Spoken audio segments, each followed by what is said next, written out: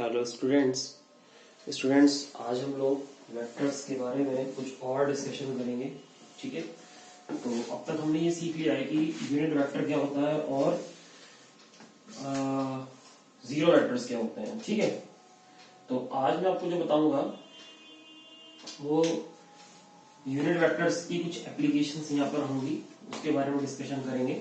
देखिए, हमने ये पढ़ा था कि नॉर्मली क्या होता है कि किसी भी वेक्टर को, कोई भी वेक्टर जो ए वेक्टर होता है उसको हम लिखते हैं उस वेक्टर का मैग्नीट्यूड इनटू ए कैप, है ना। तब कोई वेक्टर जनरेट होता है, vector A equal to A vector का मैग्नीट्यूड इनटू ए कैप। अब होता ये है बेटा कि अगर मैं ऐसे लिखता हूं, जैसे ये हमारा कोऑर्डिनेट एक्सिस हो गई, x axis, y axis and z axis. ठीक है, ये हमारे कोऑर्डिनेट एक्सिस है। अब अगर यहां पर मैं एक पॉइंट लेता हूं पी पॉइंट, जिसको मैंने नाम दिया x comma y comma z. ठीक है, और यहां हमारा है ओरिजिन ओ। तो अब होता क्या है कि जब हम इस ओरिजिन से इस पी पॉइंट को मिला देते हैं, मीट करते हैं इस पी पॉइंट को इस तरीके से, तो ये बन जाता है हमारा पोजीशन वेक्टर पी। इसको हम बोलते हैं पोजीशन वेक्टर ऑफ पी। ठीक है, ये जो ओपी वेक्टर बनेगा, ओ पी वेक्टर, इस ओपी वेक्टर को हम बोलते हैं, it is called position vector of P.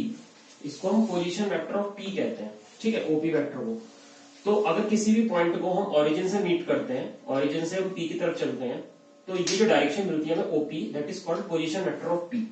अब यहां पर एक बात हमें समझने की ये है कि एक्स एक्सिस के अलोंग हम लोग यूनिट वेक्टर लेते हैं आई कैप, वाई एक्सिस के अलोंग हम लोग यूनिट वेक्टर लेते हैं जे कैप, और बेटा जी जेड एक्सिस के अलोंग हम लोग यूनिट वेक्टर लेते हैं के कैप। ठीक है, जेड एक्सिस के हम अलोंग जो भी यूनिट वेक्टर लेते हैं वो क्या लेते हैं, के कैप। तो हम जो बात कर रहे हैं वो बात कर रहे हैं ओपी वेक्टर की। तो यहां पर जो ओपी वेक्टर होगा, अब हम इस ओपी वेक्टर को इस तरीके से फॉर्मुलेट करेंगे कि जैसे हमारे यहाँ पर एक्स कंपोनेंट है, तो एक्स कंपोनेंट एक्स एक्सिस के अलोंग यूनिट वेक्टर क्या होता है, आई कैप। तो इसका एक्स एक्सिस के अलोंग ये जो मैग्नीट्यूड है और ये इसका अलोंग यूनिट वेक्टर है। तो ओपी वेक्टर को जब लिखेंगे तो इस तरह लिखेंगे एक्स इंटू आई कैप, जैसे एक्स इंटू आई कैप। ठीक है, फिर प्लस वाई, तो प्लस वाई के साथ क्या आ जाएगा, जे कैप, और प्लस ऐसी जेड के साथ हम इसको क्या लिख देंगे, जेड के साथ कंपोनेंट क्या होना चाहिए, इसका यूनिट वेक्टर क्या है, के कैप, तो जेड इंटू के कैप। तो ये हमारा ओपी वेक्टर बन जाएगा। OP vector is x i cap, y j cap and z k cap.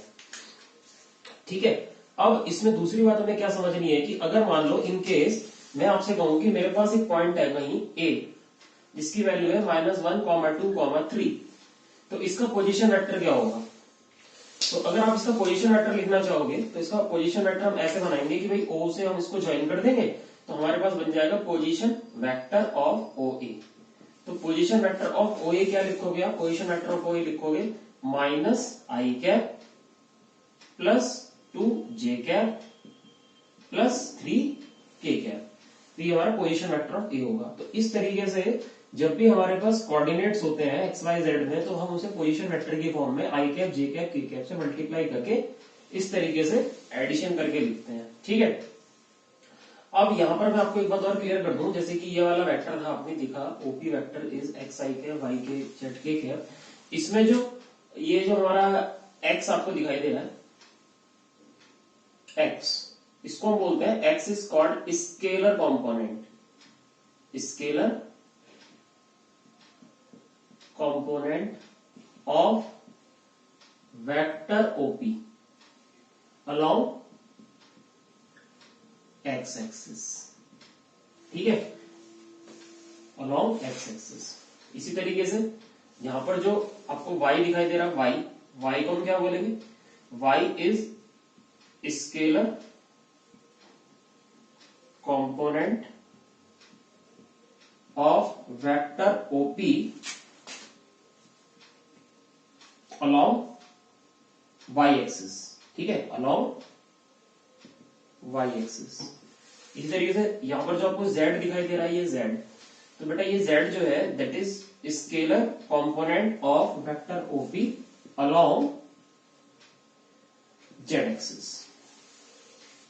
तो इस तरीके से किसी भी कोऑर्डिनेट को हम वेक्टर की फॉर्म में पोजीशन वेक्टर की हेल्प से कन्वर्ट कर सकते हैं, ठीक है।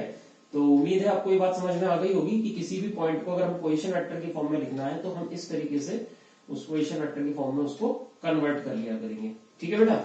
तो हमारा जो मेन कंसेप्ट रहा है इसके पीछे वो यही रहा है कि बेसिकली हमने क्या किया है, मैग्नीट्यूड से यूनिट वेक्टर की मल्टीप्लाई, है ना। यहाँ पर x के अलॉन्ग मैग्नीट्यूड था x स्मॉल x और इनटू यूनिट वेक्टर क्या लिया है i कैप। इसी तरीके से y के साथ किया, इसी तरह से z के साथ किया हमने, ठीक है। तो उम्मीद है बात समझ में आ गई होगी। तो फिलहाल मैं इस वीडियो को इतना ही रखता हूँ। ये बात आप ध्यान रखना, पोजीशन वेक्टर को किस तरीके से हम डिफाइन करते हैं, ठीक है बेटा। ओके, नेक्स्ट वीडियो में मिलते हैं फिर आगे के क्वेश्चंस के लिए, आगे के कंसेप्ट्स के लिए। Okay, thank you, bye.